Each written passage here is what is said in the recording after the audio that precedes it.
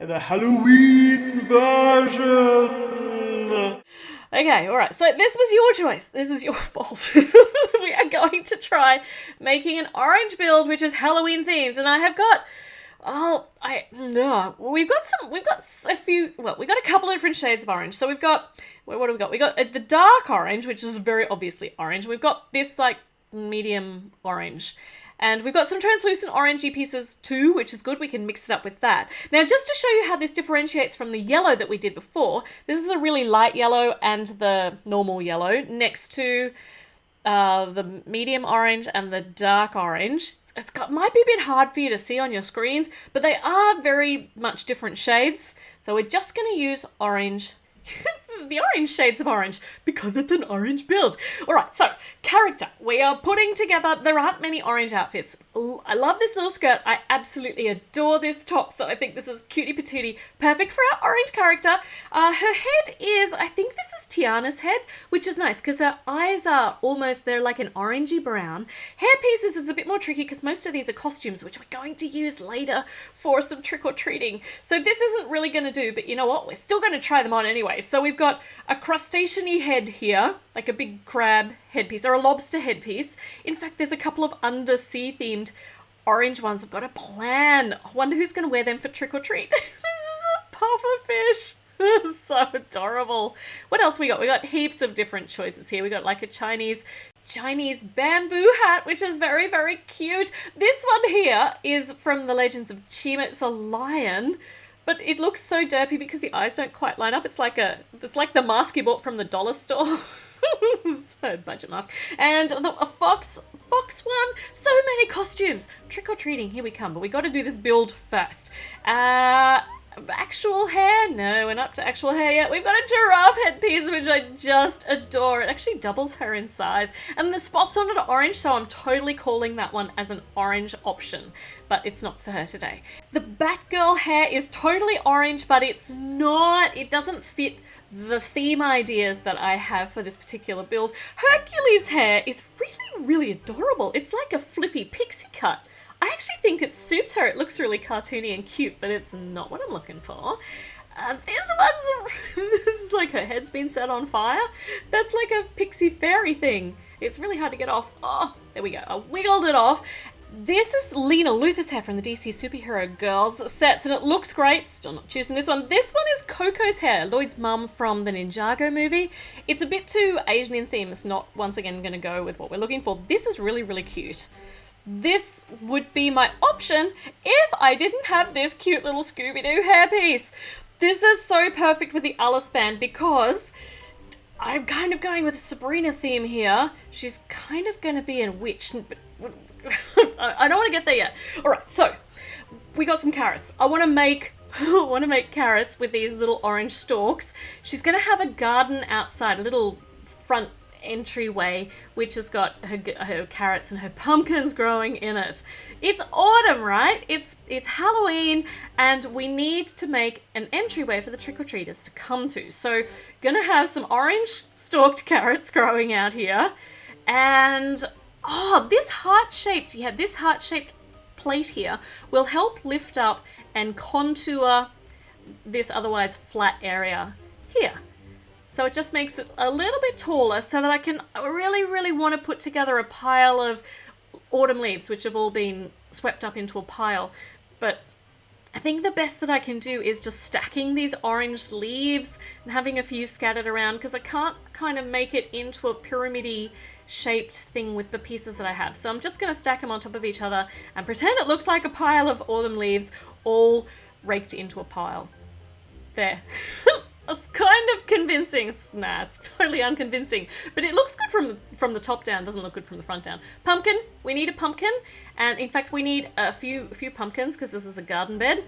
It was her veggie garden. And we might just scatter a few more little autumn coloured leaves and flowers just around. We'll put that one down here. There we go. All right. So we've got a lovely autumn yard happening. Let's extend our base plate area here because we're going to actually turn this into another floor in our rainbow apartment. And I have to think about how we're going to do this. We're going to cheat just a little bit. We're going to use these printed pieces with the autumn leaves on them as the backdrop for our garden. I know it's cheating, but there's orange on it, right? So we can totally get away with this. And second level of cheating, I need a door. I've got to have a door, like for doorbell for trick-or-treaters. And it's orange, even though it's in a white frame. And this is going to be the yard out here, and in here we're going to have a little living area. So I've done a little bit of bending of the rules. I know you'll forgive me. I hope you'll forgive me. But we do need a door. You can't trick-or-treat without a door. It's kind of useless. So let's build a wall up here to break up our yard from our living space. And we're not going to just make it solid orange. We're going to use some translucent pieces and put our door in here. And there's an extra plate up here that shouldn't be on here. Good. All right. Okay, and we've got these lovely mat from Mia's house. Perfect, it's orange. It just fits with the theme so beautifully. We need a door handle too, and that opens and shuts very nicely. Over here, we're going to put a jack-o'-lantern. Nice and easy, because this guy is orange. Phew. And on the inside, we can find one of these ready orange translucent pieces. Kind of doesn't show up very well on the screen. And we're going to need to pop it up by a single stud, otherwise it won't be able to attach to our base plate. Put it here right next to the door. And the jack-o'-lantern is ready for Halloween. All right, let's get... Oh, I forgot to name this girl. Let's call her Ginger. I think that works really well with her look. And over here... So Ginger's standing inside. We need... Oh, I want to use these balloons because they're orange. And I think that Ginger doesn't quite get the concept of Halloween. She just is going to put up any old decorations. Or maybe Halloween's actually her birthday and these are birthday/Halloween balloons. Oh, I can feel a story coming here. Now, we're going to make sure we match what's going on the other side of the wall there with the colours. And if we put the balloons here, we can kind of offset them a little bit. There we go. Some perfect Halloween birthday balloons on one side of the door and the jack-o'-lantern on the other side. Okay, all right. This is a very inviting door to come and trick-or-treat at. Okay, up here we're going to put some orange foliage, some orange leaves. It's going to overhang the door here, and if we just pop them on top of these panels here, it looks like the leaves are growing out of the top of the tree trunks, as they do. This one here is going to have some extra Halloween decoration in them with these orange bat wings and a Halloween jack-o'-lantern hanging from it, like that skull thing. So if we push this stalk through here, we can just kind of stack these. And I'll see if I can get the wings to hang kind of straight. Look, there we go. That's going to hang from the tree. Oh, I wish I could find a way to light this up. Actually, I do know a way to light it up, but I don't think I'll have a chance to do that for this particular build anyway. For not this particular video. Maybe we should light it up later. That would be so cool. All right, so we've got a bat-winged jack-o'-lantern hanging from the trees here over the garden, and I think the garden looks so beautifully Halloween and birthday balloon themed. Okay, I think now that Ginger's coming through her door to check out her new front yard, I think now we can start working on her living space inside the house. So let's see, we'll line the walls with some of these translucent pieces, and there are actually some orange windows. We'll put some translucent pieces to kind of break them up, because these orange windows are, well, they're not my favorite windows, but they'll do to add windows to this piece. Okay. In the corner, we're going to put some curved pieces to make a little side table, a table just inside the door. And this is going to be where she's keeping her trick-or-treat lollies, in this cute little orange bowl. So for lollies, we can use these little puffy ball things. Let's see how many I can fit in this plate. I think that's enough. I think 2 probably was enough, but 3 looks great. Here we're going to put a couch. It's going to be an overstuffed sofa, like from the 50s, because that matches Ginger's hairstyle and the kind of Sabrina-y theme that I'm going for here. So overstuffed sofa is perfect. And you might actually recognize this couch if you have seen the build of the Friends sitcom set. This is the orange couch from that, but it has been squished in. So I've just made it smaller, because the original one was big, like it's designed to fit 3 mini figures on it. And I only need this one to sit 1 mini doll. So I've made it squishy, and it's such a cool design. We've got these rounded over bits here to make the overstuffed arms. We need a matching one for the other side. Well, not quite matching, it is a mirror image for the other side. So let me concentrate, make sure I put these in the right spot, and then we put the little soft roundy ovary bits on the top. There we go. We've got our arms for our overstuffed sofa. I can't even say that. And then we need to put all those roundy bits along the back. And then her sofa fits her style so well. It's a 50s style sofa. I'm very excited about how this is going. Put it here in front of the window, and we'll put some translucent pieces underneath to stick it down nicely onto the base plate. I wish I could have some drapes for that window, but I'm just gonna have to, the window's just gonna have to do. We have to work with what we have. All right, over here, we're gonna create a portal.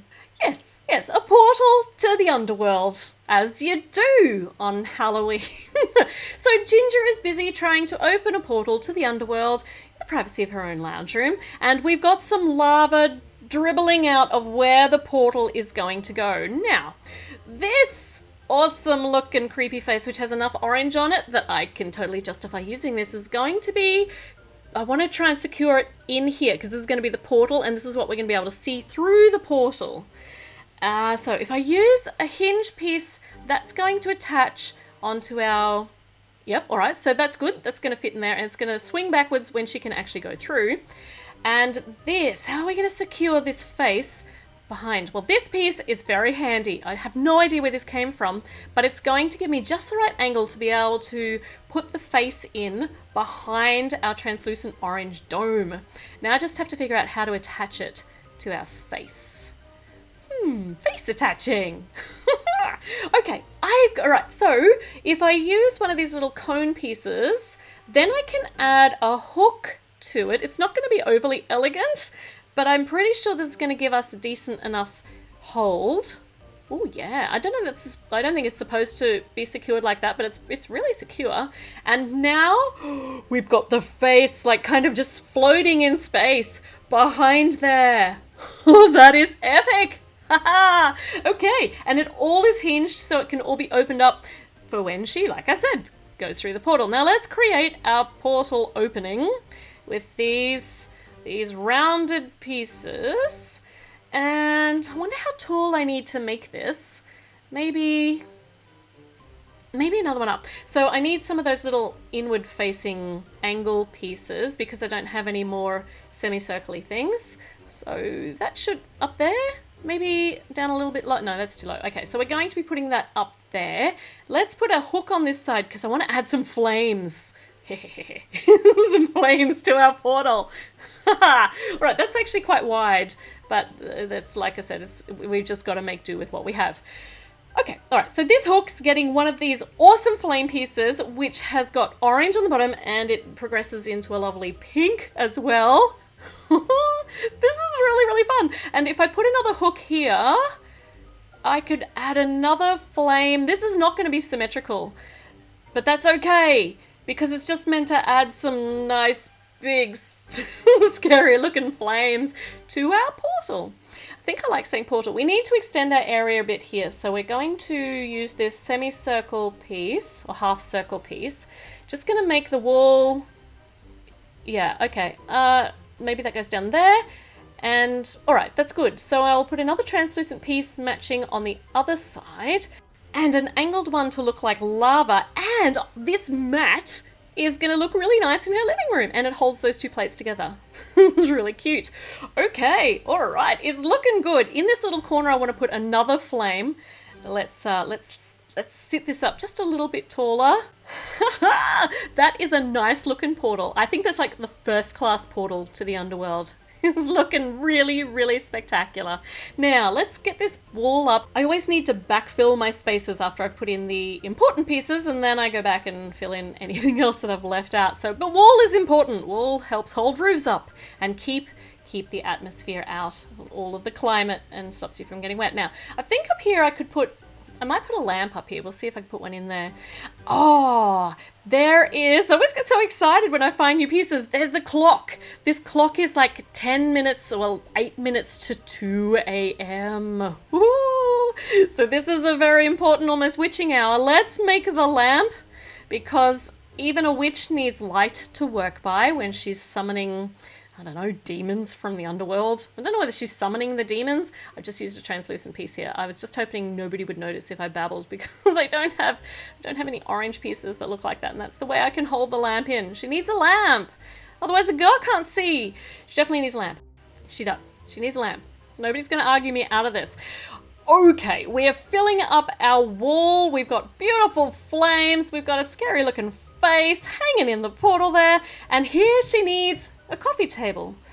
Of course she does. And on the coffee table, she has got, I know it says Ariel down the bottom, but this is her scroll that she's been following. It's like the magic spell to be able to open this portal. Oh, I missed a bit of lava over here. That's good. That's going to help hold our plates together. And this, I've got to put this big fiery pink and orange flame over here. And to do that, I need another one of these pieces, which is actually yellow. Shh. It's yellow, but nobody's going to be able to tell. So there's been a little bit of cheating going on here, but I think I'm done with the cheating. Let's backfill our walls, get everything up to the same height, and we'll see how it all looks. So, the candy's fallen everywhere. I think I overfilled the candy bowl, which is ridiculous because you can't have too much candy at Halloween. Though I think I just heard the mother part of me saying, yes, you can. There's too much candy. Eat an apple. Right. Concentrate on filling some walls up. Okay, good. And we can now smooth over the top because we're going to be adding this to our apartment. And I've got this middle orange here. That's it. I'm all out of smooth middle oranges. So I'm going to make these ones over here dark orange. And that's awesome. So here we go. She can come inside. Ginger can come inside. She can check out her scroll, see how she's going with her summoning of the demons, opening the portal stuff. And she can consult with that face, that creepy looking face. So you never know what people are doing behind those doors on Halloween. And now is the moment of truth. Can we add this to the apartment without everything falling down? So where am I going to put it? I think I'm going to put it size-wise up here on top of the orange. I don't know that I can even get this high up. Let's see how this goes. Okay, so that should do nicely. There's not a whole heap of support for the pink floor going up above. So I'm going to put it off to the side a little bit. We'll just have to tilt that down a bit so that I can fit. Our flame needs a little bit of tilting. So it's going to be touching the pink floor above. Do you think Pinky McPink is going to have some idea of what's going on the floor below her? Ooh, we'll make sure everything's connected nicely. Oh, I never noticed that sticker on there before. Okay, all right. So, not a lot of support, like I said. It's very wobbly up here, but there's this big, nice overhang. So I'm going to add some more orange foliage to it. And ta-da! Our orange apartment, Halloween apartment, is attached to the rainbow apartment building. And this is now seriously wobbly. I don't think we can add any more levels to this. I think we would be courting disaster to do so. But look at that! We have an orange Halloween apartment! And Ginger is in here doing dubious things in her apartment. And I didn't even realize I'd kind of matched in the green with the... Oh, see, I told you it was wobbly. The green with the green pumpkin-y tops there. So that all ties in nicely with the green floor below. But check this out. Look who's come a trick-or-treating first. Who might this be in her orange Halloween costume come a trick-or-treating at Ginger's door? Let me know in the comments who that might be in her relatively orangey costume. We're going to dress up some of the Disney princesses. They're going to try and distract Ginger from opening the portal. So Belle is first. Belle we need to make, well, we're going to give her an orange rose instead of her red rose. And we can't do much about her outfit, otherwise we won't know it's Belle, right? So we're just going to change her hair over to some orange hair. So this is now Orange Belle. Say hello, Orange Belle. And Orange Belle has got a pumpkin, well, trick-or-treat. She's not going to miss an opportunity to go trick-or-treating. So she's got her trick-or-treating basket and she's heading off to Ginger's place. Ginger's busy examining the scroll, seeing where she's going wrong with this portal opening. Oh, hold on. We appear to have got her attention. Oh, no, we just knocked her over a little bit.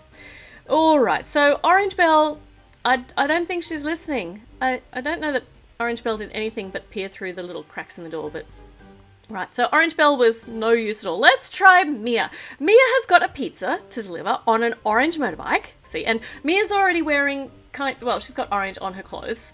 There are so few clothes with orange. It's really hard. And she's going to need an orange helmet because we're doing orange. And she needs a helmet because she's going on this motorbike, which she doesn't fit on. How do the mini dolls not fit on the motorbike. That's just unfair. But she's going to ride very strangely on the back, which is good because she didn't have very far to go. And you go, ding dong, pizza delivery. And Ginger is... Oh, she has magicked that pizza into a demon pizza. Wow, she really does not like being interrupted. Okay, and Mia is out of here. And the pizza is following Mia. Okay, watch out, Mia. There's pizza behind you. Behind you. It's now time for Mulan. Right, so Mulan is... Oh, what are we going to do here? We've got an orange hairpiece for Mulan. For Mulan. I can't even say Mulan. Mulan has got this hairpiece which works with the rest of her outfit because it is an Asian influenced kind of hairstyle. I would love to make her a ghost, but the ghost is white and I've already cheated with the dog and we're not going to do that with the costumes. So let's make her a ghost with all these chains. Like, we'll just pretend that she's a ghost in chains. Though I don't think it quite works like this, but if we wrap her all up in the chains, we could pretend she's rattling them and she's the orange ghost of Halloween's past. Do you think she'll convince anybody? Let's attach the other one and we'll put that one down here. That was fun. Alright, so, okay, Mulan is a ghost, so let's put her onto, she's an orange ghost, let's put her onto a wibbly wobbly ghosty stick so that she can fly around in the air, and off she goes to see if she can distract Ginger. Woo! It is the orange ghost! What are you doing? Are you insane? Ooh! Hey, little ghost dog! Alright, so Ginger once again has no interest in what's going on outside her door. One last try. Woo! Well, off you. Woo! Alright. Thanks, Mulan. Ghost Mulan. Okay. Right. So, next up. This is just going from absurd to ridiculous. Andrea! Okay, Andrea is going to see if she can coax her out of her apartment by giving her a free ticket to her new concert. So, we do have some orange outfits for Andrea, which is good. So she's going to have a funky skirt there, which matches her top very nicely. And now we just need to give her some orange hair.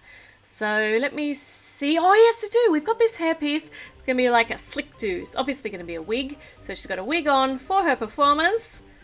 Alright, except it's not on quite straight and I cannot stand that. Let's get it on straight. There we are. Okay, ticket. Let's go and see if we can coax Ginger out of her apartment, see if we can distract her, and then, I don't know what we would do, but distract her from opening this portal this Halloween. Right. Hello, Ginger, I've got a free ticket for my, here look, see I'm sticking it through the door. I've got a free ticket for my concert. Why are you not listening to me? Nope. Ugh. Oh dear me, Andrea, I just don't think, maybe she doesn't like music. Maybe she's just not a music lover. So that didn't work.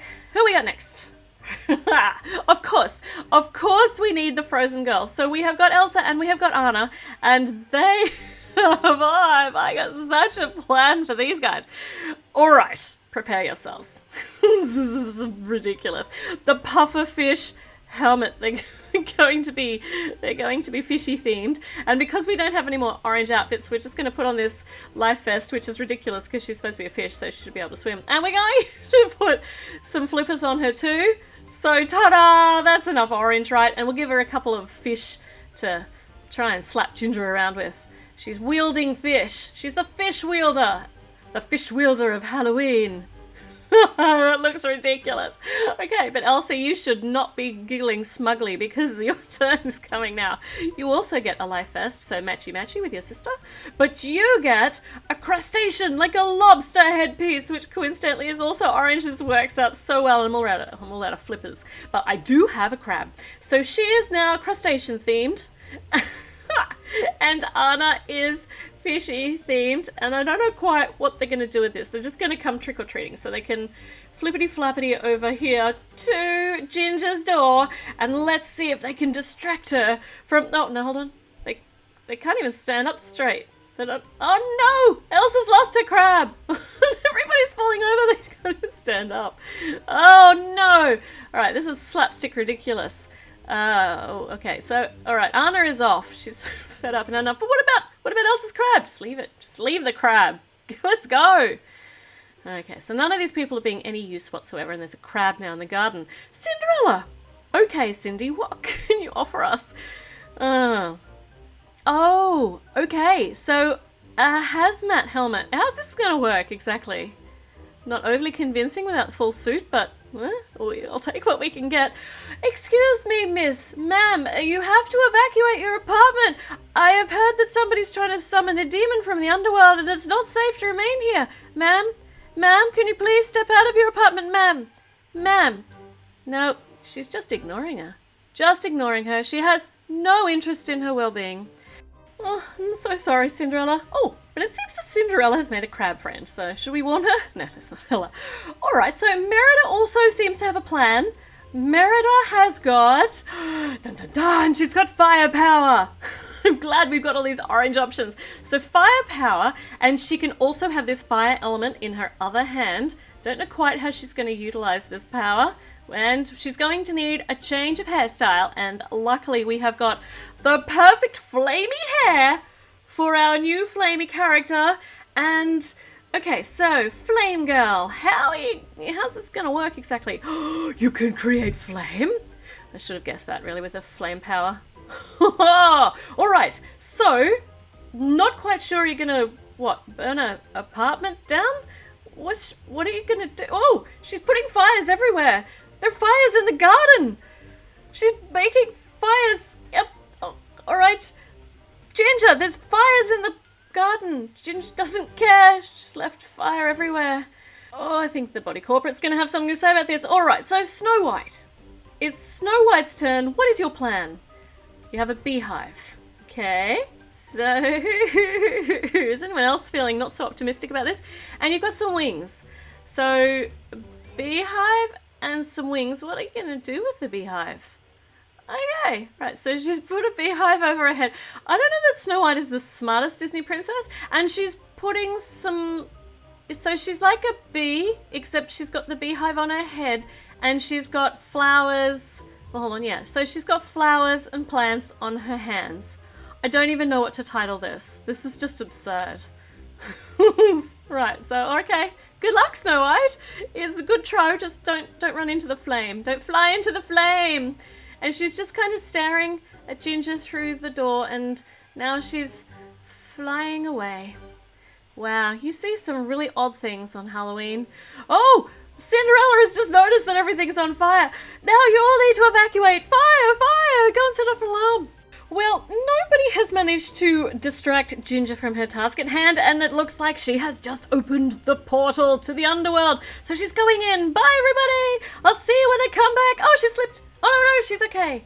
All right, so she's off. She's off to see what sort of cafes this place has, because if you can't get a good coffee down here, then she'll be straight back. I can guarantee that. Elsa has got some really fantastic ideas today for costumes for all of the Disney princesses. So, it's Anna's turn to dress up first. So, whoop, careful back there, Elsa. What have you found for Anna? Okay, let's see. So, we'll take Anna's hair off, and she's going to be a mad scientist with big googly eyes there in this enormous forehead, and we're going to put her hair right on the top of that enormous wrinkly forehead because it just looks even more hilarious. And she's got a magic potion and a needle, and she's going to try and make people drink the potion and stab them with the needle and turn them into some sort of science experiment. I think she looks hilarious. Right, Ariel's here next. Ariel wants to dress up in something scary or funny or frightening too. So, don't do that to Ariel, please. Stand over here. I wonder what Elsa has found out the back this time. Oh, look at this. She is all about facing your fears, and she's going to make Ariel the villain in her own story. So she's going to make her the sea witch from Ariel's story. So she'll put on that black tentacly bottom piece, and she's going to put on the necklace which Ariel's voice gets trapped in, and we'll put Ariel's head back on so we know that it's actually Ariel dressed up as Ursula. And now she's got Ursula's hair on, and the last thing she needs is this pokey trident, and she is ready to go out and trick or treat and be frightening and, and stop Anna from trying to feed her the magic potion or the science potion or stab her with a needle. Okay, all right. Who's coming next, Elsa? Who's going to be the next? Aurora! Aurora's here next to be dressed up. And Elsa's got just the perfect thing. Leave her alone, Anna. I think Ursula's trying to break it up. Ursula, Ariel. I heard an enormous thump outside, so... Oh, here we go. Another Disney princess villain, and the one from Aurora's own story. So Aurora is going to be Maleficent, so she's going to need this magnificent Maleficent cape. And we'll put the little up part of the cloak on too. And there we go, the horns on the top, and she needs a staff. And she's ready now too. Oh, Aurora, you look fantastic. Oh, the other two think you look fantastic too. Okay, let's move you over. And Elsa, who is the next princess? Who are you going to dress up next? Oh, it's Rapunzel. She's come from the opposite direction. Hi, Rapunzel. Oh, Elsa's got just the thing for you. Anna, leave all the princesses alone. I hate to think what you would turn them into. Okay, I heard a crash. Now this looks interesting. Oh, this is pretty cool. Everybody else move out of the way because... you ready? Rapunzel is going to be Mother Gothel, but, because this is like a Mother Gothel hairpiece, but it's translucenty, so she's not going to be just Mother Gothel, she's going to be Ghost Mother Gothel. So that looks pretty cool. Let's put her Mother Gothel hair on. So the villains from their own story. This is a pretty cool idea, Elsa. Woo! Now she's a ghost. She's Mother Gothel Ghost. And you've brought a ball and chain for her as well, so that she can clank around just like any old ghost. There we go. Now hold on, we might put that on so that it's a bit straighter. Would you please hold this properly, Rapunzel?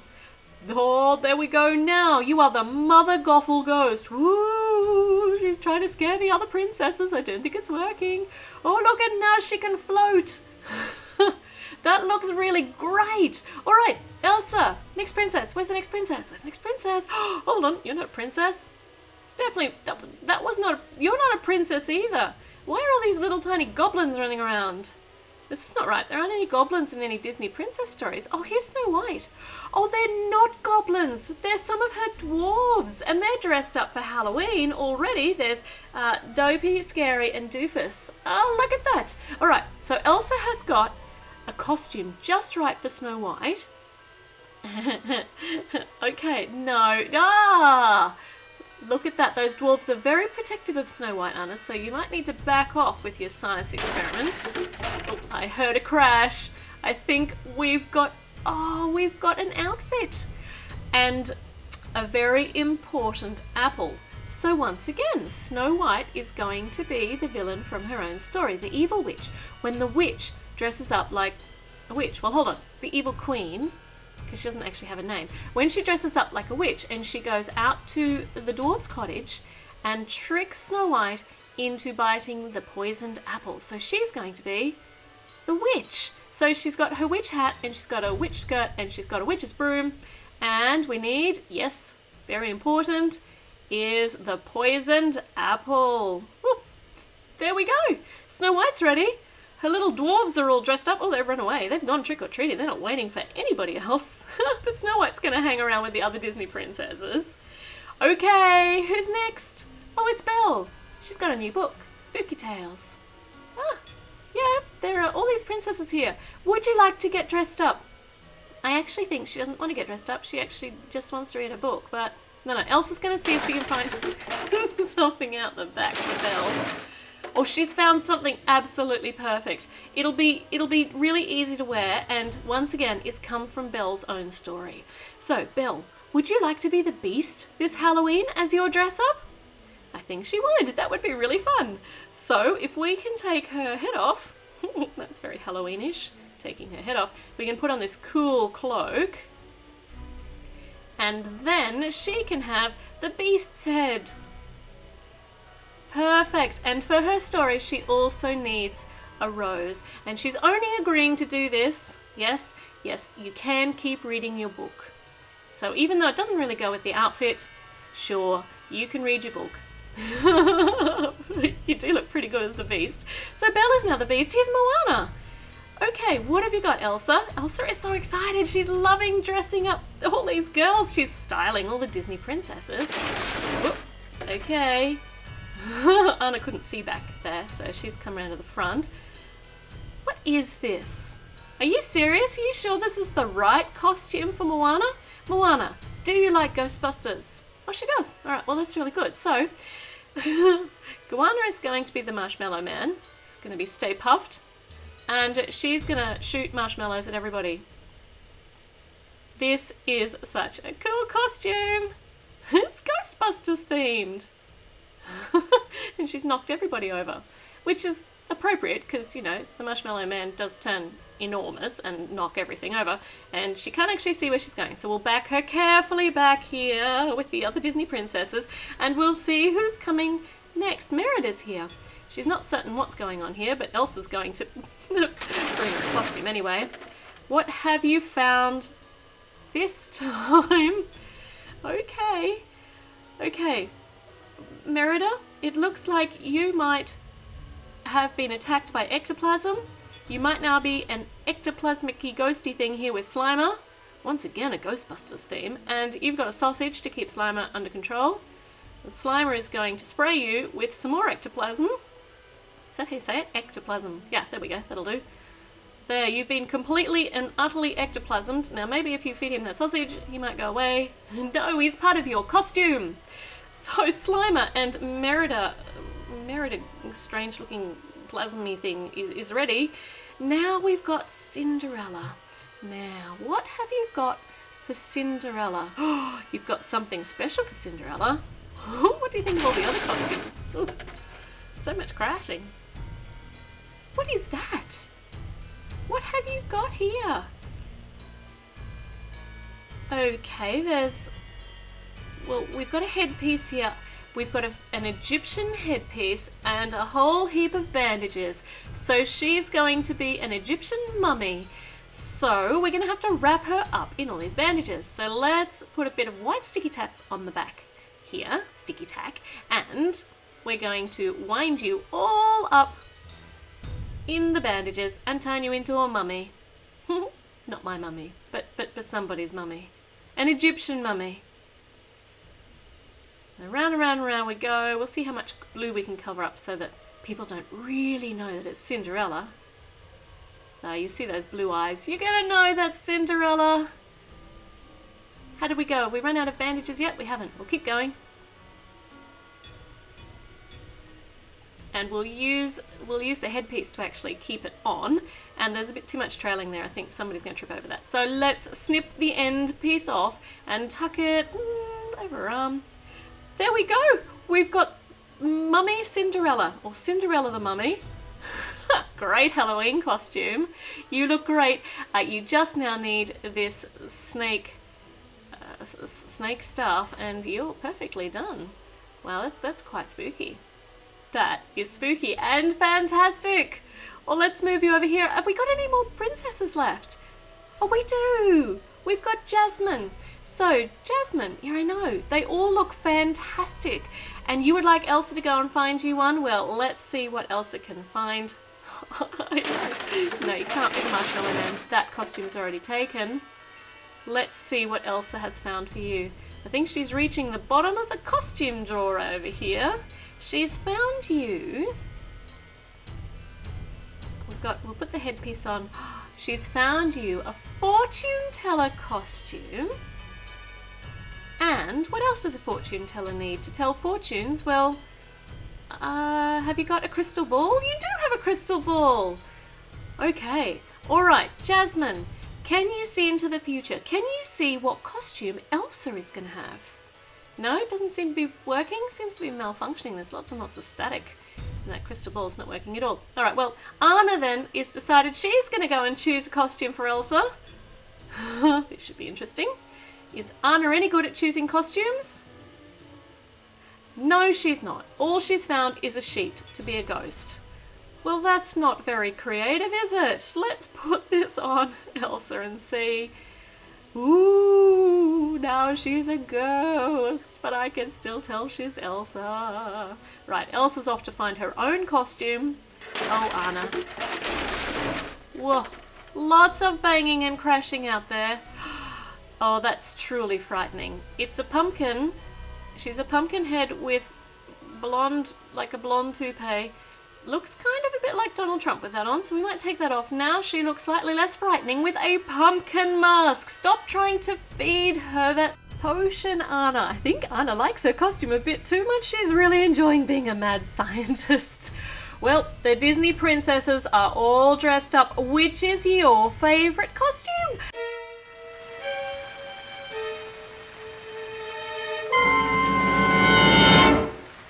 Well, that was unnecessarily dramatic. Yes, we are getting Sophie and Henry's house ready for Halloween, and we're going to dress them all up. But we don't need all that drama. Let's turn off the rain. It's not actually raining. And let's get this house organised. Let's really, really spook it up, but in a fun, cute way. Ready for Halloween. Let's go and rummage through the storage shed and see what we've got in there for Halloween. All right, come on, Henry. Come on, Alex. Let's go and see what you can do to actually spiff up the outside of the house. What are they doing in there? I think they're done. No, hold on. No, spoke too soon. All right, what have they found? Let's see. They found the enormous bat wings. Okay, that's going to look epic. So let's install this at the very top of the house. Yeah, up here. All right, so maybe not at the tippy top. Let's put it up here. So I'm going to need some bricks to actually attach it to, because we've got the little Technic pieces that are going to plug in here, and it's going to look very, very big and dramatic on the top of the house. You right there, Alex? You might want to get down safely, and we'll get Henry to do the other side. Yeah, get that in. Whoa, that's awesome. Check that out. That is so good. I don't think we need any more. I think that's enough. No, right. No, it's really not. Okay, Sophie and Violet are off to see what else is in that storage shed. Let's see what they can find. They've rummaged around. They have found all of the spider webs. Of course you need spider webs for Halloween. But hold on, where are the spiders? You forgot the spiders, guys. Spiders? Okay, so Violet's off to get the spiders. I don't think I would be very happy to be sent off to get the spiders. What about you? There's a whole armload of them. Oh, that's icky. All right, so let's install these spider webs and these spiders on the Darlington house. We'll put the spiders on the webs first. So we'll make a nice variation in color and directions that the spiders are climbing. So nobody's gonna wanna go anywhere near the front of the house because it'll just be coated in spider webs and enormous spiders. We got a black one on. We'll put this red one on here. And we'll put another yellow one on over here. So that's 4 spider webs. Let's put them, you know what? I'm not going to actually put them symmetrically on the house because we're going to be doing some more stuff right down the bottom. So if we put these ones up here, I'm going to cheat. I'm just going to tuck it behind the bat wings because it's not going to fall off. We haven't clicked those on, but they are steady enough on the house. Cool. And down here, we're going to click these ones on outside the windows of the lounge room and of the kitchen. And on the other side, please, Violet. That's awesome. That's very awesome. Now, we've got a spare spider. It could go right in the middle where that old Heart Lake Performance Studio sign used to be. Cool. All right. Oh, and how about this enormous costume? So this is the spider costume. Let's put this hanging off the side here. No one's going to want to even go anywhere near the front door because they might have spiders drop on their head. That looks pretty horrific, actually. If you have arachnophobia, so fear of spiders, you wouldn't be coming anywhere near this house. But we're not finished yet. Let's get all those pumpkins that the boys have been carving. I don't think Violet did any pumpkins this year. In fact, she's been put on other duties. We'll see what she's been doing later. So a whole heap of jack-o'-lanterns just around... Oh, hold on, we're knocking them all over. Well, we knocked one over. We'll put them outside the door in a bit of a clump. Let's turn that one around so we can see the jack-o'-lantern face. Very nice. And one on the other side. This one's got a little pedestal. And over here, we've got a massive big cave, jail, prison-y kind of thing. And in it, we're going to put one of these skeletons that Sophie found in the storage shed. Hopefully they were there when they put all the decorations away last year and they aren't like new skeletons, because that would be really creepy. So we'll put one of the skeletons in the, oh, look at that, in the little prison-y thing. And for the other one, Oh, I know it's still in there. Can you go and get it, Alex, please? I think you're going to need Henry to help you because it's really big. You just tripped over that skeleton. That's right. Whoa, I think they tripped over some things in the storage shed too. There's so much stuff in there. This is going to be great. There's a coffin, a great big coffin with, I think it's a vampire print on the front. Now the question is there anything in here? What do you think? Oh, I'm a bit frightened. Oh, there was nothing in there. Total anticlimax. You knew there was nothing in there, didn't you? Because we're going to put the skeleton in here. Come on, skeleton. We're going to try and angle it up so its arms are reaching up and maybe sit it up a little bit. I feel bad calling the skeleton an it. I'm sure it would have been a he or a she at some stage, but now it is an it and it's looking at Violet. We're going to prop the lid up on here so it also looks just a little bit scary, except it keeps falling off. Keeps sliding off. You know, a little bit of sticky tack will help that. Where's my sticky tack? We use that to help stop it from sliding. There we go. See, sticky tack's so useful. We'll try again. There we are. So we've got a skeleton in a coven and we got a skeleton in a little prison-y thing. I think that's enough skeletons for now. Maybe. What is this? I don't think that was in the storage shed. It's a tree that walks by itself. No, it doesn't. Harry's actually busy driving that big scary tree. This is going to make a phenomenal decoration for the outside of the house. Let's put it over here. Oh, no one's gonna want to walk past our house at this rate. It's just too scary looking. Would you come to this house to trick or treat? Let's see what we can put on the other side. Oh, well, Alex is getting his own back on Harry because he's brought the man-eating plant to eat Harry. All right, so we can install Harry in the plant over here, but I think Sophie has got something to say about that. And now Alex has to release Harry from the plant. Oh, these boys. But that's really cool. Big man-eating plant. Check. What else do we need? Oh, I know what we need. Sophie's going to go and find the big display for all the candy, or the big bowl to put all the candy in. This is really cool. Look how big this is.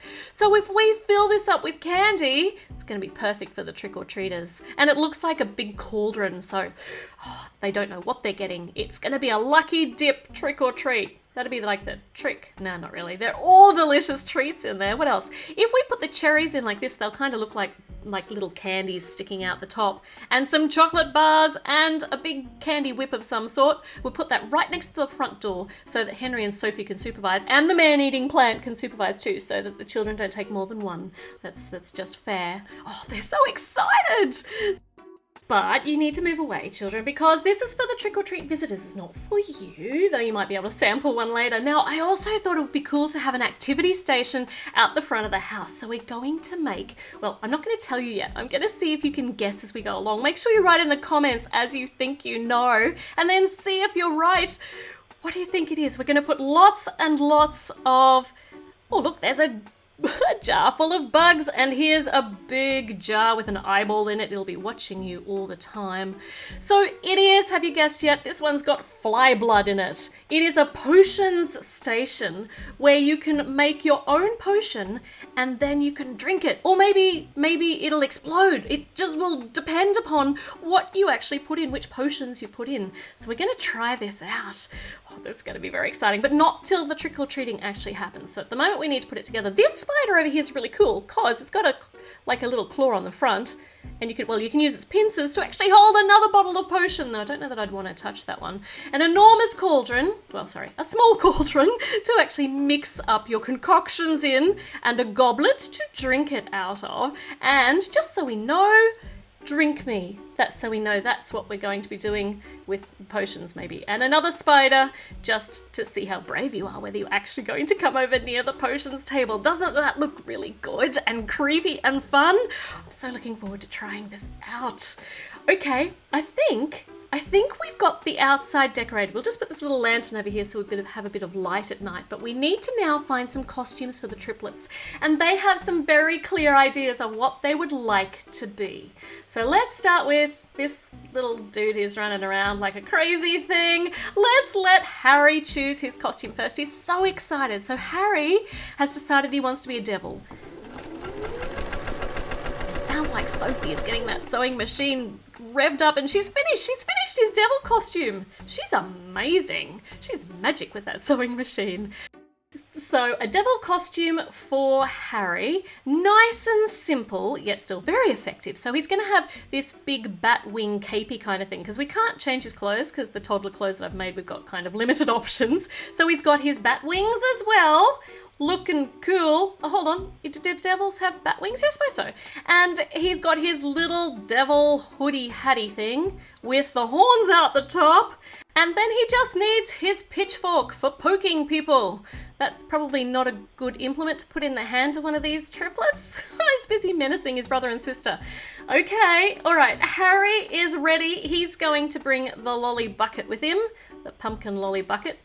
If we can get him to stand up while he's holding it, that's perfect. That's just perfect. Okay, Harry, you little devil, you stand over there while Alex, oh, he's so excited too, and these kids haven't even had any sugar yet. Imagine what they're like when they got sugar. All right, Sophie. Oh, she's doing her sewing machine magic. I wonder what she's whipping up for Alex. Let's see. Oh, this is exactly what he wanted. Oh, he's so excited. Okay, he's going to be, can you guess? We're going to need to put on, oh, just knocked over. Knocked over Harry back there. He's going to need a rich red cloak, nice big long flowing and luxurious, and on the top he's got his little ermine fur collary kind of thing. And when we put our head back on, which is going to hold all of this on, we'll take his hair off and we will pop his new hair and his royal crown on the top, because he is now King Alex the First. And he is here to protect you. Looks like he might be King Alex Lionheart with the lion on his shield there. But where's his sword? He actually really only wanted this costume so he could have a sword. But his mum doesn't think he can be trusted with a sword. It's like kind of a sharp, pokey thing. And these boys, well, you've seen what they can do. But she's decided that he can have it as long as he is responsible with it and doesn't poke anybody with it. So 3, 2, 1. Yeah, okay, so that lasted not very long, but they haven't poked each other yet. Boys, come on, now split it up and be responsible with your sharp pointy implements. Okay, so the boys are ready. What's gonna happen for Violet? Oh, she really knows what she wants. She wants a Peppa Pig outfit because she loves Peppa Pig. Oh, what was that? That was the sound of the sewing machine blowing up. Oh no! Does that mean we can't make Violet a costume? Oh, don't worry, Sophie. I will take this from here. I can organise Sophie a Peppa Pig costume. I got lots of ideas. So I have made a little template here to make the red dress that is Peppa Pig's trademark colour dress. And we can just put it over the top. It doesn't really matter if we have gaps at the side because it's just a costume, right?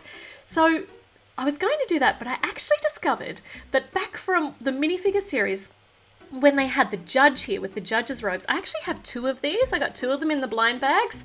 So I'm going to cut down one of these robes because, look at that. It's just a bigger version of what I want. So I'm now going to cut it down to Violet's size to make a Peppa Pig dress. But we'll put that one back because that's my complete one. And here is the spare robe cut down to size. It's even got a big split in the back, and I'll show you why that's going to be useful in a moment. So look, a little red dress. We might tie that on in a moment, but I'm going to change her legs over to the ones that I actually painted for Olivia, for the toddler Olivia, and I made her a little piggy tail, a little pink piggy corkscrew tail.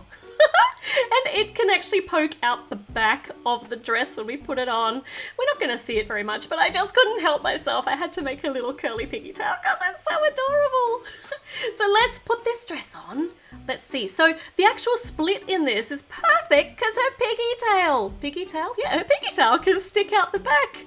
That's really cute, but we do need to tie this around. And I know that there's no actual waistband around Peppa Pig's dress, but this is red, so it's all just going to look like one big solid red dress if you use your imagination and suspend your disbelief. Okay, let's snip that down nice and low.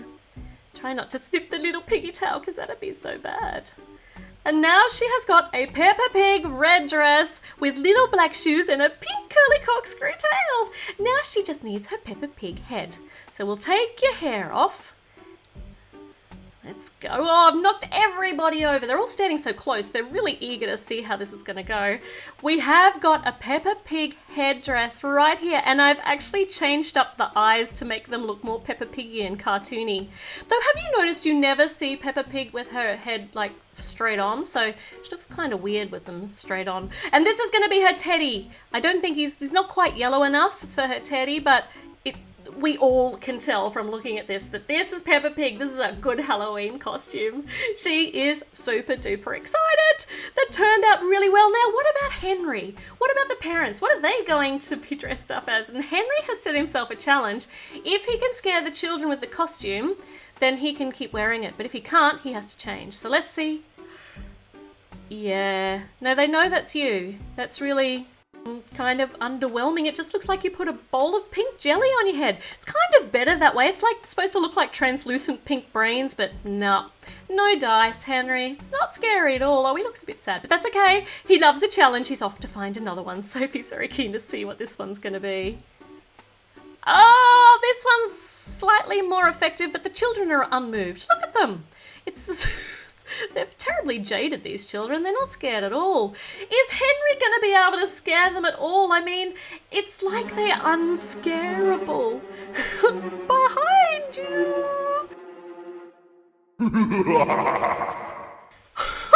I don't think that one worked. They have fled in terror. I wonder if they're going to come back again. That's just Henry in there. Look, Sophie knows it's just Henry. She's giving him a kiss and she's going to go and get the kids and bring them back. Oh, they love this one. They're saying, Dad, that one is so cool. You make the best creepy ghost with a ball and chain ever. Now it's Sophie's turn. Who is Sophie going to be? Oh, she's got a square head. That's an awesome costume. She is Alex, Minecraft Alex, and we'll give her the diamond sword so that she can keep those children in order. I think diamond trumps pitchfork and gold sword, surely. All right, that's really cool costume, Sophie. That's a great choice. I think they all look fantastic. Do you have a favourite costume? And which one, what are you going to wear as your Halloween costume when you go out trick-or-treating, if you do go out trick-or-treating? All right, so the Darlingtons are ready. The triplets are very keen. It is now All Hallows Eve, and it is time for the triplets to head off to trick-or-treat. They're going to have the most marvellous time. They're going to come home all hopped up on sugar. That's a terrible idea. Sophie and Henry are going to stay here to welcome the trick-or-treaters, and we are going to play with the potion table. Well, look at Sophie and Henry's house. It is all kitted out for Halloween, and they've all got costumes on. The triplets actually have already left to go trick-or-treating, but they actually have gone without a responsible adult. We can't be doing that. They're way too little to be wandering the streets by themselves. That is very, very irresponsible. So we're going to bring them back. Come on, back you come. I know we sent you off trick-or-treating. Leave your brother alone. You don't need to hit him with your bear just because you're grumpy. You need to wait for your cousin to come and she'll take you trick-or-treating. Here she is. I knew Olivia wouldn't be very long. But hold on, Olivia doesn't have a costume. We got to fix that. Welcome to Ellie V Toys. We are going to gather around the potion table that we made last time. And the kids are absolutely convinced that they are able to mix potions that will magically make costumes. So we will see about that.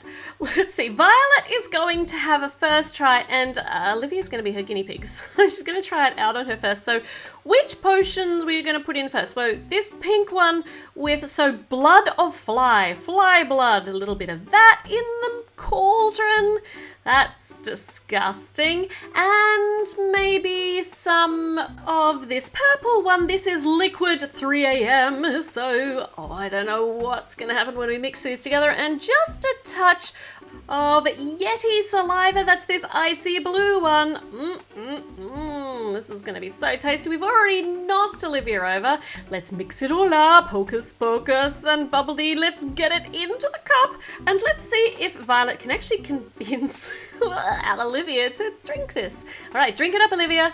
Drink it all. No, you need more. Drink it all up. And let's see what sort of costume this concoction will create. Oh, it's doing something. Something happened. Oh my goodness. Oh, that's incredible. Wow, look, she's a cave cave lady, and she's like the hunter and the forager. She's got the club and she's got the root there, and she's even got a medicine bag around her neck. I think she might be the Stone Age medicine lady. Hey, here's the other Lego Friends girls. Andrea's here. She adores Olivia's costume. It is so quirky and cool. Mia's here. Emma's here. The whole gang's here. Stephanie's here. And hold on, an Enderman is here. What a lovely piece of earth you've brought us, Enderman. Who is in that costume? I suppose we're going to have to find out later, because Mia is very keen to have her own costume created from some sort of fancy concoction. And it is Alex's turn. He's very excited. Let's see what he puts in the potion. So some bug eyeballs, some spider venom, and for the final ingredient, some snake boogers. This is going to be so tasty. Extra snake boogers, actually. And mix it all up. Mix, mix, mix, mix, mix. Let's get some of this into the goblet and drink up, Mia. Hold your nose, it's going to taste awful. And let's see, whoop, hold on, she's falling over already. Let's see what happens, what costume Mia gets. Oh, there's sparkles coming. Here it comes. She's a cowgirl. That's good. That is such a cool costume. She's got her lasso. Oh, and she even comes equipped with a bull. Where's she gone? Come back. She's actually roped him already. That was amazing. Wow. All right.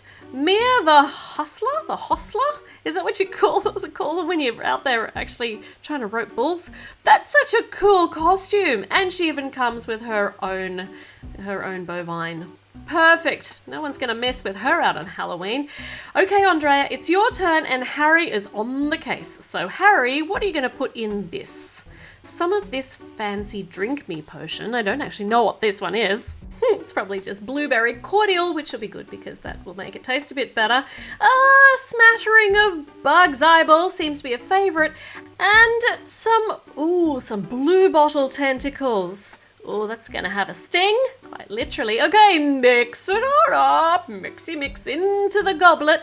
And Andrea, try this if you dare.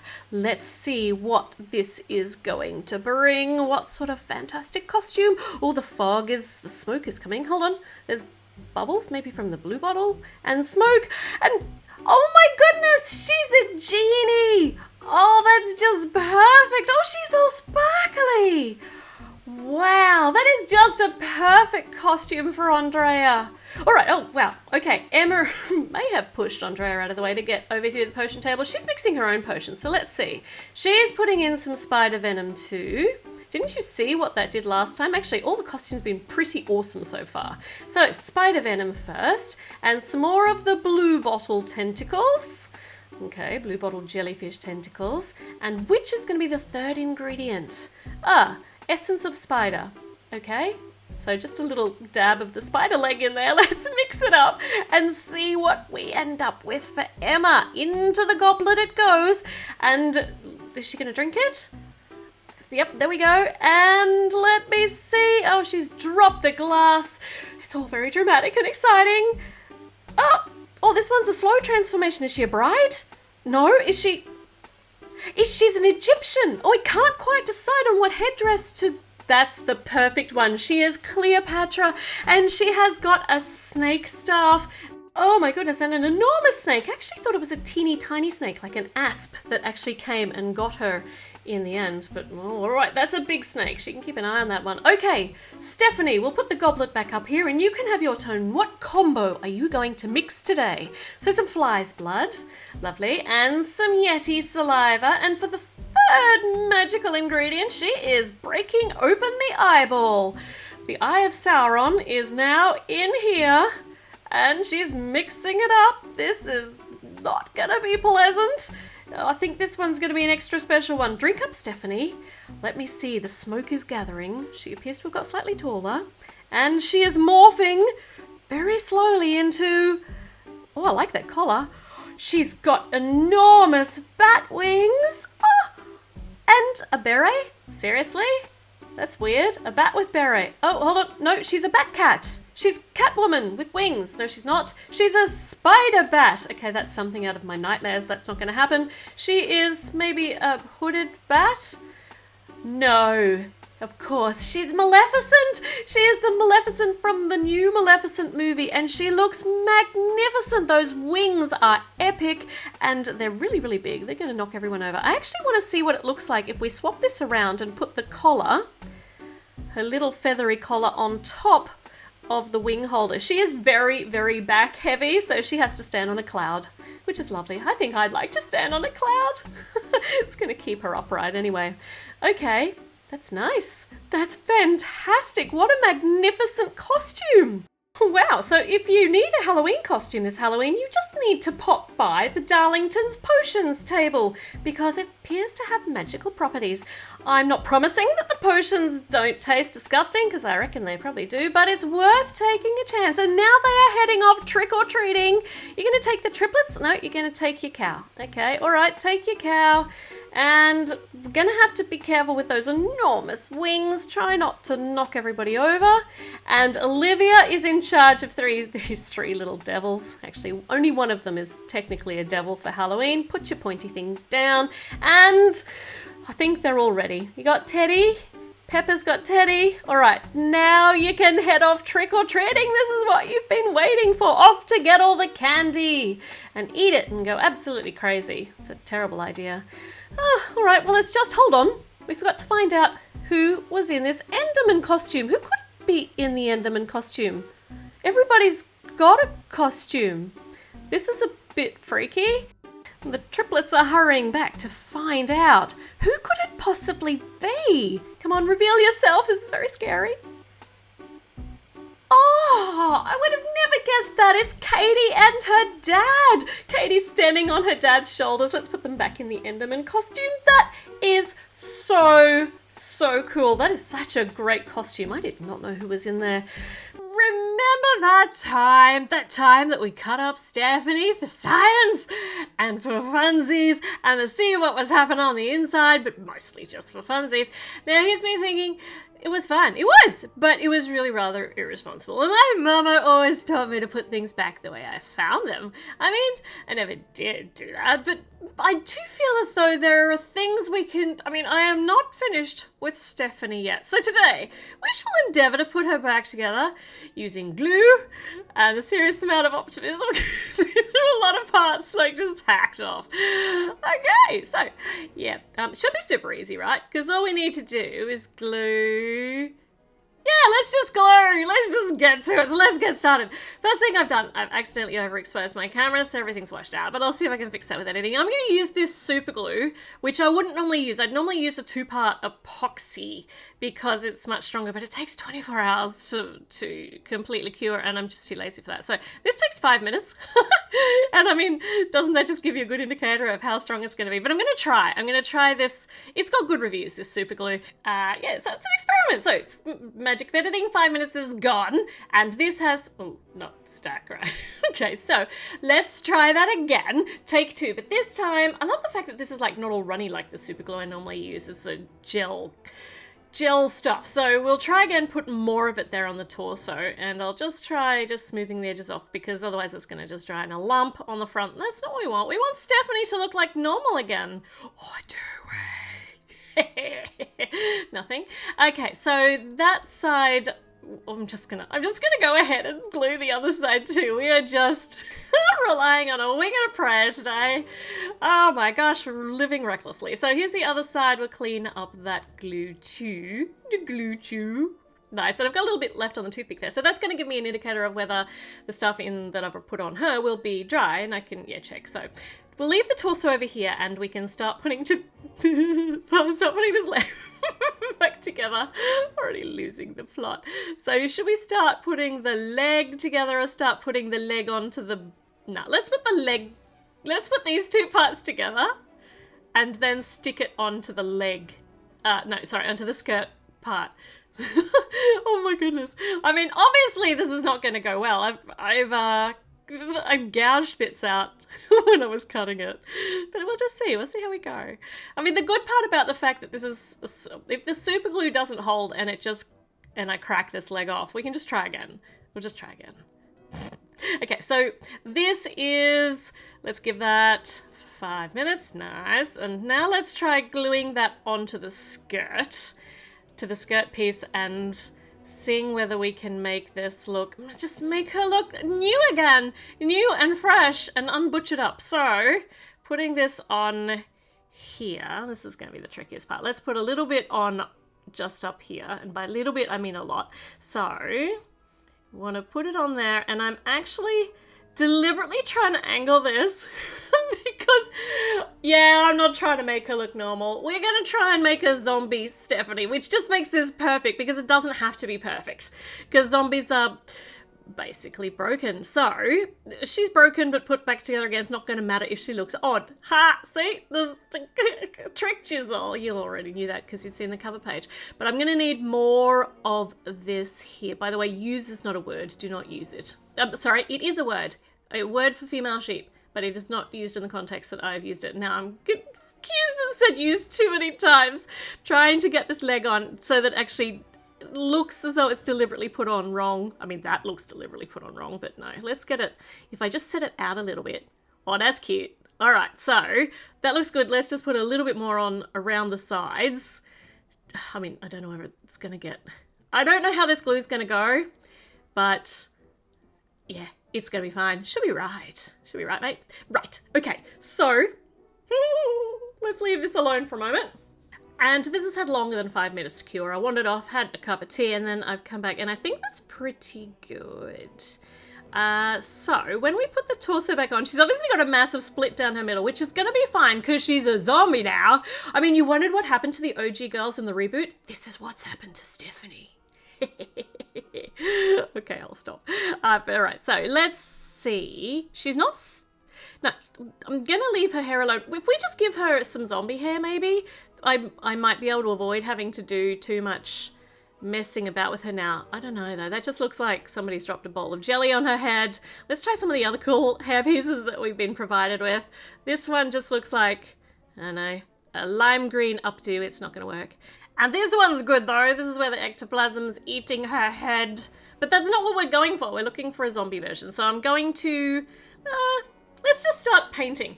And one day I'm going to remember, I always put a piece of paper down to protect my table surface, but I never tape it down. It just moves under my hands all the time. One day I will be less lazy, but was not today. Today is not the day. So I'm going to try and give her a bit of a decaying look.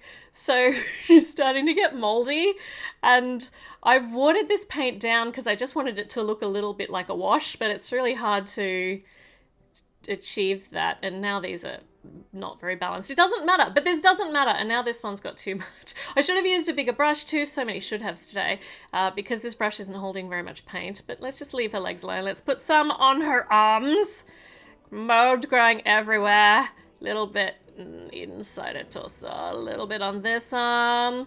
And I think that looks uneven and terrible and too strong. So I'm actually going to just take her away and wash her.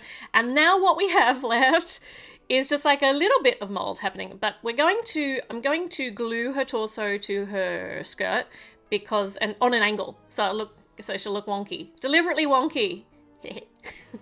So let's do that, and then I can mess about with the split. It's gonna be like she's got a big gash in her torso, so let's play with that. Let's utilize that. But first up, we have to wait for this glue to dry. Imagine if I had have waited 24 hours for each of these glue components to dry. I would never have got this video done in time for Halloween. So, you know, the super glue seems to be holding quite well, actually. So in this big gash, gonna start with dark with black.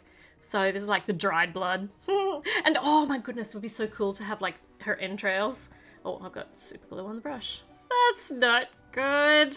My goodness, this brush will be useless for evermore, but we'll keep using it for now. So I don't know. Okay, so let's start on her eyes because once again, I've just made this too watery because I just kind of wanted a wash.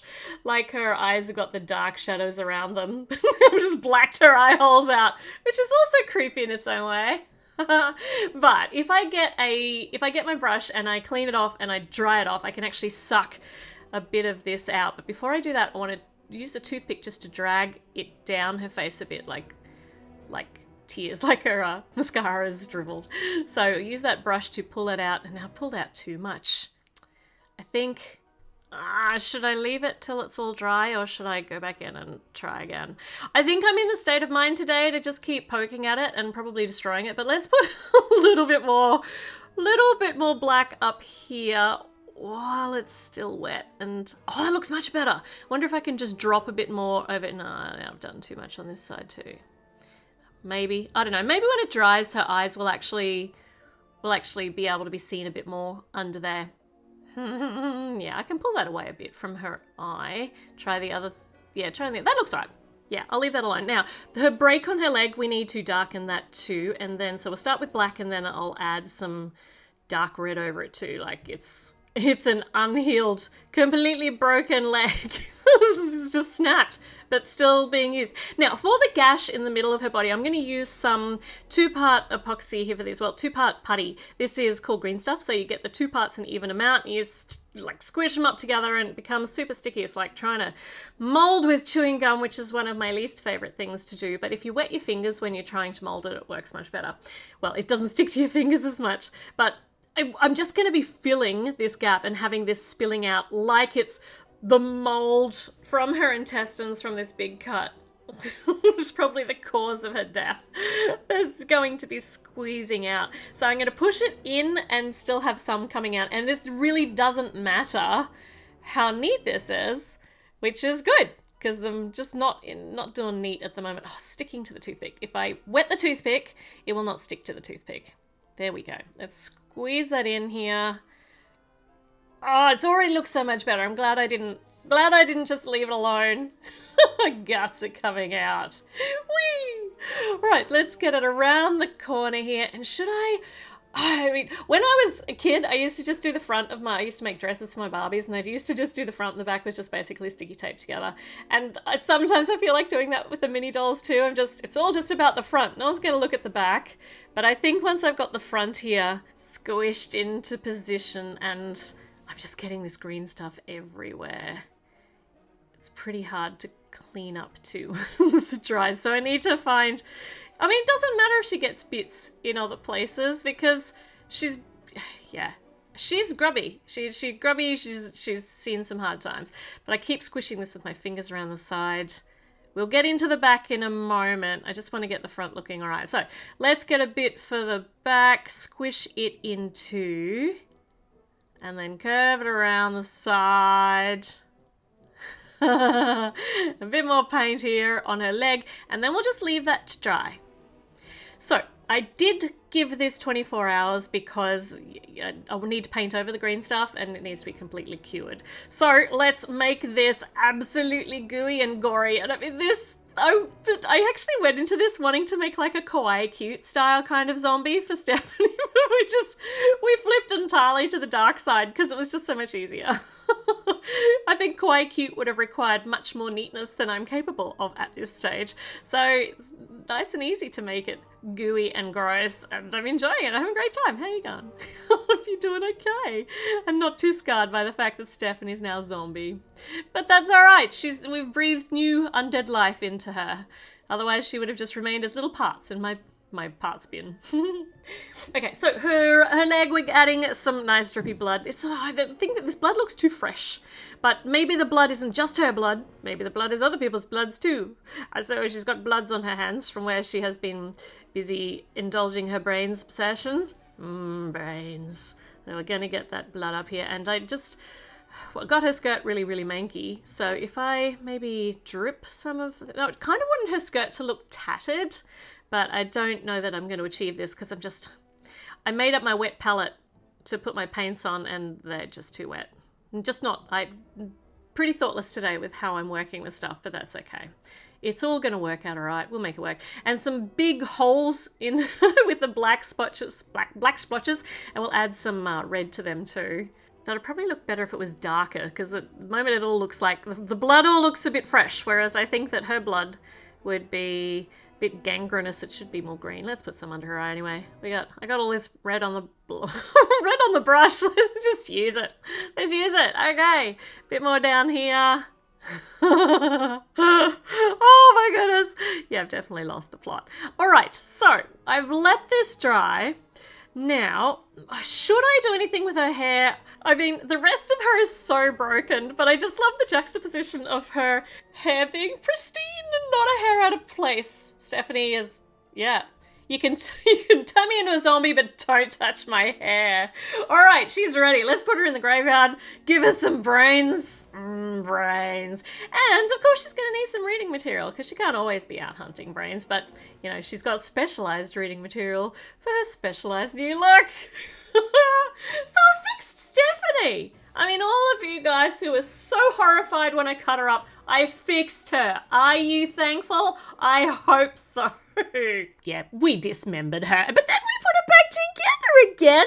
Look, she's fine, living her best life as a zombie. Today we're going to continue our experimenting. I mean, it's all just for science, right? It's for science, and science is good. Gonna continue our experimenting on Lego mini dolls. We're going to make some cursed mini dolls. They're going to look cursed. And the reason that mini dolls in particular look cursed when you mess about with them is because they are... Well, mini dolls are humanoid in shape, unlike the minifigures, which are just these square blocky things. So when you take mini doll heads and put them where they're not really supposed to be, it becomes really, really unsettling. So let's do that. It's really fun. So if their head hole is actually the same size as the bars that you can clip into their hands. So the head holes are smaller than minifigure head holes, so you can do lots of interesting things with them. Like stick them on carrots, for instance. We're just warming up here at the moment. We're just getting these experiments started with some nice, simple ideas. So carrots, check. We can stick it on a croissant, and then we can get the headless body to hold the croissant with Cinderella's hand on it. No, head on it with her hand. There we go. I've got that round the right way. That's good. Doing this well. And we can also, like anything that has a bar, basically we are going to experiment with all the things that you can stick a mini doll head on, which is a large amount of fun things, including all of these horn things. Now it looks really scary. You can actually stick it in the other, no, you can't on these. Some of these pointy ended things you can. Look, see on that. Now she's got like a long blue stalk for a neck, and she could hold that, or I could stick it out of her. No, I don't know that I can. Anyway, let's go into, let's move these aside. We're going to move into a parallel universe, a universe in which perhaps Cinderella's fairy godmother wasn't quite so benevolent, and instead of giving her a ball gown and a pumpkin coach, instead what she does when we get this magic wand activated, what she does is she turns her into a turkey. Look, I don't even know where I'm going with this. Not sure where the turkey came into it. We're totally improvising here. It's what would happen if you mess with magic and you don't know what you're doing. We could also have her head stuck to a broom. So that works like brooms and Cinderella. That works really nicely. But now instead of a ball gown, she's wearing a broom. Perfection. And we could also like incorporate the pumpkin into this too. But I'm going to need to bring in another Cinderella head for that. So we're just resplendent in Cinderella heads. We put the pumpkin head on there. And look, now we have made 3 cursed versions of Cinderella. Ta-da! Okay, so this is fun. I'm even making up stories for all these in my head rather than just trying out different things that we can stick the heads onto. Let's bring in Snow White. So Snow White's story involves an apple, and the apple has a stalk, which we could actually probably fit a head on. So let's see. It would be cool if we had like an extension of a stalk here, and she could actually hold the apple with her head on it. But instead, we're going to try a little teeny tiny skull. Little teeny tiny skull head from the Skelly Grow thing from Harry Potter and put that on her body. And doesn't that look unsettling and creepy because it's this tiny skull head on this big body looking down on her head? I'm having fun. Are you having fun? Ariel! It's time for Ariel! So we've got 2 different Ariels. I'm a little bit manic today. Sorry. It happens. So say the 2 Ariels are a little bit like something like we get their best friends. They're two different flounders, and then something went wrong with the magic and it melded both of their bodies together. So we get, if we use one of these little studs with the holes in it, we can then connect Flounder to Ariel's body. See, now it's just like this extender yellow neck, and we can do the same thing with a live action version of Ariel too, with her slightly creepy looking white flounder. Oh, look at them, the fish head sisters. Oh, it's all so good. If you were stuck for a Halloween costume, the mini dolls, oh my gosh, they've just got so much inspiration, including putting Tiana and Baby Yoda together. I mean, they're a perfect partnership, right? Star Wars, Disney princess. I mean, Star Wars, Oh yeah, Disney now owns Star Wars, so that just this is a perfect collaboration, especially when they swap heads and you have the Baby Yoda head on Tiana. We might need to bring in a lightsaber too, I think, just to perfect this. So not only does she have her frog, but she's got a lightsaber too. That certainly looks so totally disconcerting. Are you having fun? I'm having fun. Let's see who's going to be the next nightmarish version of the parallel universe thingy of themselves. So if we bring in a Jasmine, so Jasmine's story has got the genie right. Imagine if Genie wasn't quite so competent, and when the genie lamp got rubbed, what actually happens is we need to set this up a bit. So we have got our smoke coming out, and we've got Scooby coming wandering along, and instead of getting a wish, what actually happens is something goes horribly wrong, and Jasmine turns into Scooby Doghead and then gets trapped in the lamp. See? Look, I can make these parallel universe stories so perfectly. It's like fan fiction, except it's cursed fan fiction. Okay, I just love this though. I love the Scooby head on a mini doll. It makes me laugh a lot. It's so hilarious. All right, next, Alice in Wonderland. She has got, she's got the bottle that says "Drink Me." So if she drinks it, let's see what's gonna happen. Let's bring in something. I'm trying to colour match these as well, or try and have something that goes with the story. So there is a Cheshire cat in Alice in Wonderland. So this could be like a slightly less grinny version of the Cheshire cat that she turns into, maybe.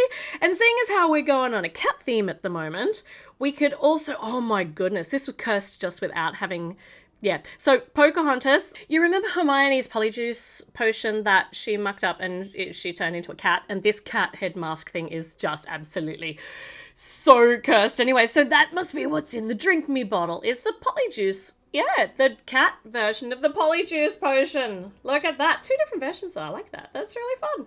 All right, next up, if we get Ursula out, because Ursula, who cannot even speak about today, Ursula is messing, I mean, she's messing about with magic powers.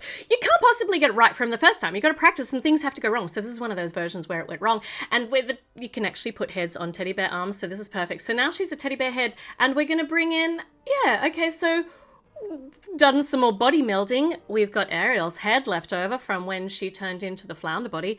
No, the flounder head. So now we can stick these heads on. Her hair gets in the way a bit, but I know I can make this work.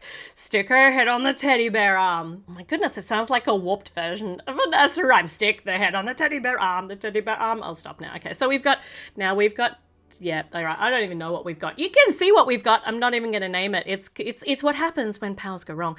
Rapunzel. Okay, so this is a hobby horse. And if you would like something that looks slightly disconcerting, what we can do is take Rapunzel's head off and we can swap her head with a hobby horse head, which is quite frankly nightmare fuel, and we can put her head on the stick, and then she can hold her head on the stick, which is a favorite theme of mine for this particular experiment. Can she hold the stick? Come on, how hard can it be? There we go. Look at that. And now it looks like it just looks I'm running out of descriptors because it's all just incredibly wrong. Maybe she should be looking that way. No, definitely look that way. Look away from what has happened. Look away from the horror. Aurora has been sleeping. I don't know. I honestly don't know what to do with Aurora. Let's just let's give her some sort of control over her life because she spent far too long sleeping. Now she gets to be a goblin. I'm sure she's quite happy with that.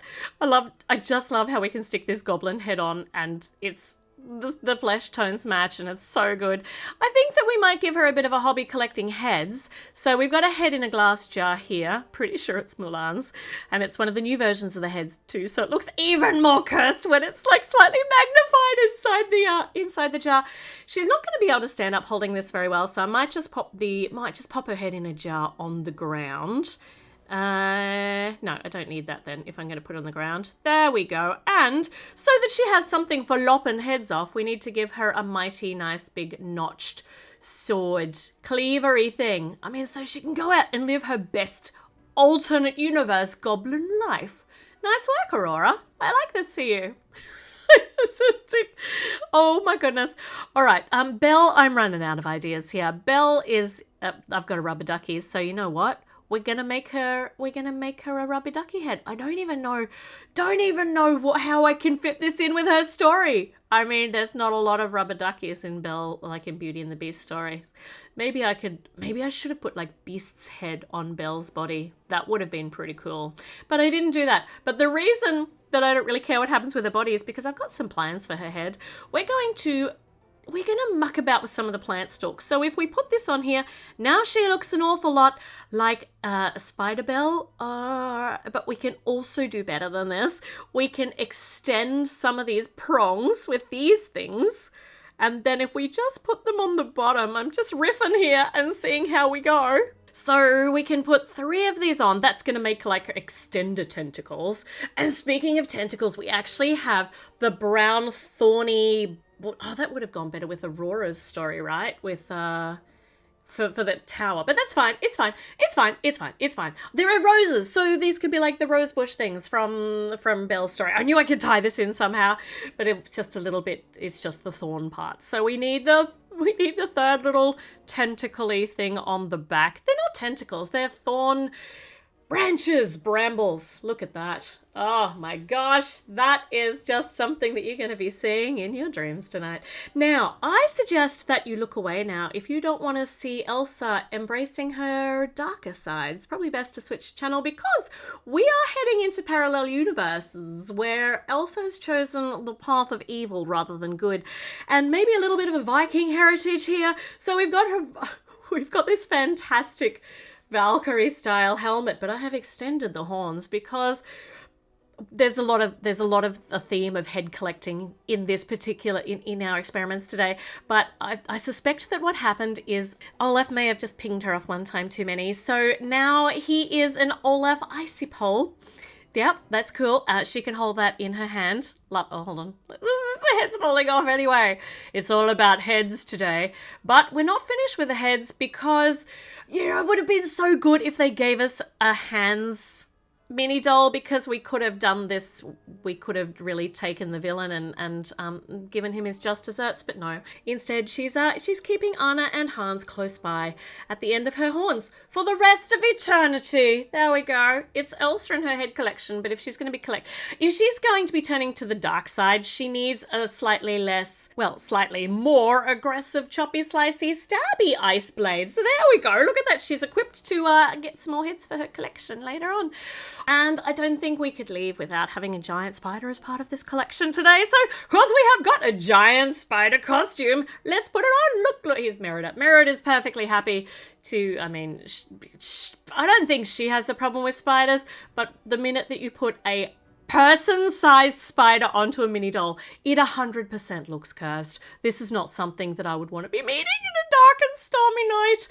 Oh my gosh. So, this is just a little bit of a taste tester of what you can do with your mini dolls to make them just a little bit out of the ordinary, a little bit unusual, and in this case, turn them completely and utterly cursed. So, let me know in the comments your favourite cursed mini doll version in our alternate parallel universe mind head canon-y thing for all of the poor Disney princesses. I mean, haven't they had it rough enough?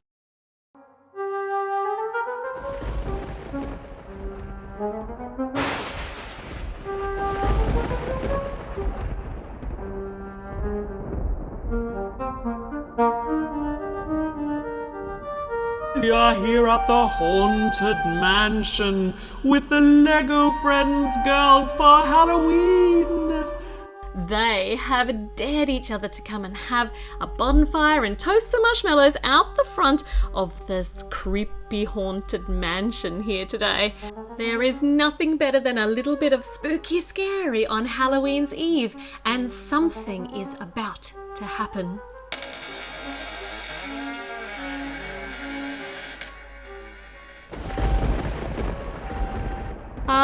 Girls, this is not quite as much fun as I first thought. It's starting to get a little bit more freaky. We might want to hightail it out of here. But Olivia, being the scientist of the group, swears that there will be a rational explanation for why this door has creaked open for no known reason. Okay, that sounded kind of final. I wonder if we will ever see Olivia again. Well, of course we will. She's been exploring around the mansion. Guys, there's nothing in here except for lots of spider webs and a big empty mansion. I can see you. I'm up here on the balcony. See? Nothing to worry about at all. Ooh, what's this bat statue? What does this button do here? Okay, then. The statue appears to have eaten up Olivia. Maybe we have lost her. After all, this is not good. Ah! A beast! It's a beast! Actually, it looks like the beast from Beauty and the Beast. It's not a beast, it's Olivia. She has found an awesome room back here full of the best costumes you have ever seen. Check it out. So she's got the beast costume. What else can she try on? These would be great for Halloween. Oh, a shark suit. She could be a shark. She could be the shark from Jaws. Or maybe not. There's Tinkerbell too, a Tinkerbell costume, and now she's got the fairy dust and she can actually fly. Maybe there is something magical about this haunted mansion and these costumes after all. Maybe it is not all able to be explained away by science. Who knows, Olivia, but this is pretty exciting. What have you got now? I think this is the one for you. This looks like you might be Queen Elizabeth I, the first queen to rule in her own right. Without a king by her side, that's a great Halloween costume. Back downstairs now, back to the girls to tell them all the things that she has seen up there. Who's gonna go up next? Is it Andrea's turn? I think it might be. All right, Andrea, are you feeling brave enough? Are you ready? I hope she was ready. All right, I hope she can find her way safely up to the special costume room. Oh, of course she can. Look, here she is. She's up on the balcony. Hi guys, look, I'm up here. Oh, what's that button?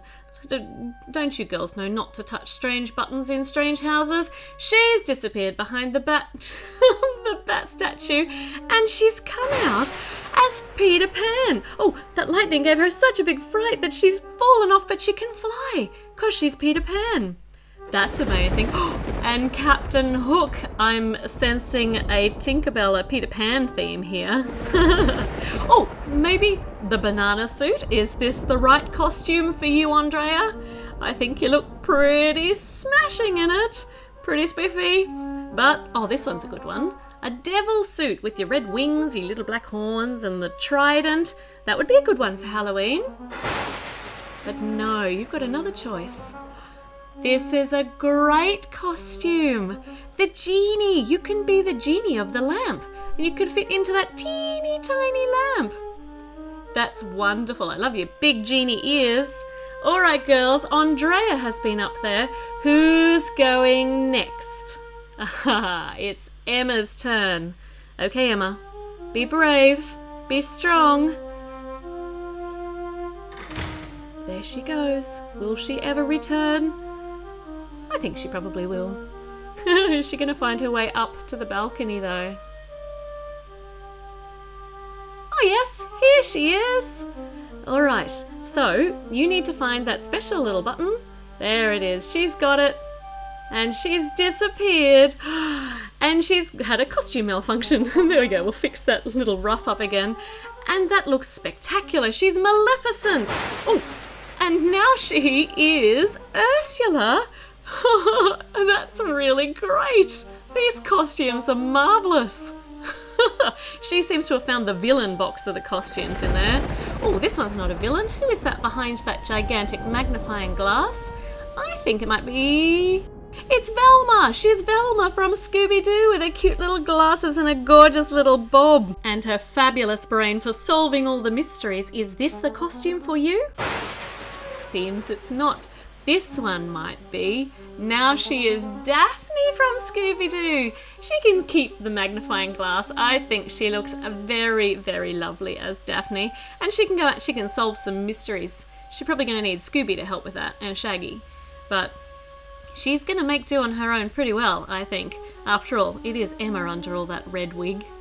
Okay, it's Stephanie's turn. Okay, Stephanie, leave your marshmallow behind. Be brave. Oh, she was lucky the door didn't slam behind her. She must be able to find her way out again. Behind she goes. Who is this? She's Alice in Wonderland with her bottle with Drink Me and the cookie that makes her bigger or smaller. I can't remember which way. And now she's a soldier. That's such great costumes. She's not a normal soldier. She is a wind-up toy soldier, a clockwork soldier. That is such a cool costume. Is this the one for you? Is this the one you're going to choose? No, she can also be a mermaid with a starfish. I think that looks great too. But oh my goodness, where did you find that one? That is absolutely spectacular. You can be an ice queen, an ice warrior, it looks like, with those enormous ice swords. Wow. Okay, Stephanie, come back out and show the other girls. They are going to be simply amazed and astounded by your spectacular costume. It's fantastic. Well, Mia needs to go in now. She's the last one. So let's see what Mia can find up here.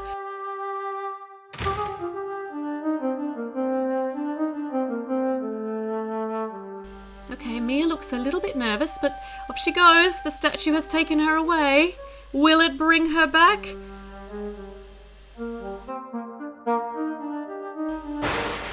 Yes, it did. Now she's an Indian princess, or maybe even an Indian chief. She can be a warrior and look after the babies because she's a woman. Oh, and she could be Marge Simpson. Or she could be a mariachi player with a fabulous mustache and a big hat and a great guitar. Mia, that is magnificent. What is this costume? I know what she is. She is a Valkyrie. A Valkyrie from Norse mythology. You know the best thing about Valkyries? They get flying horses because they need to take the fallen warriors up to Valhalla or something like that. There's a whole heap of mythology, but it's awesome. They are fabulous warriors. So go on, Mia, show the girls your costume and your fantastic horse. The horse that can actually fly. Yes, definitely something magical about this mansion this Halloween. It's very exciting. They have got the best costumes ever. They have faced their fears and explored the spooky mansion and found some fabulous, marvelous things, though it does remain an inexplicable mystery house. They've definitely earned their... What is this? It's a ghost!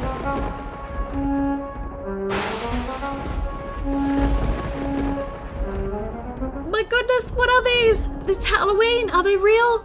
No, of course they're not. It was just Laurie and Ella. My goodness, girls, that was not very nice to come and trick the other Lego Friends girls. That was a pretty good prank, I have to say.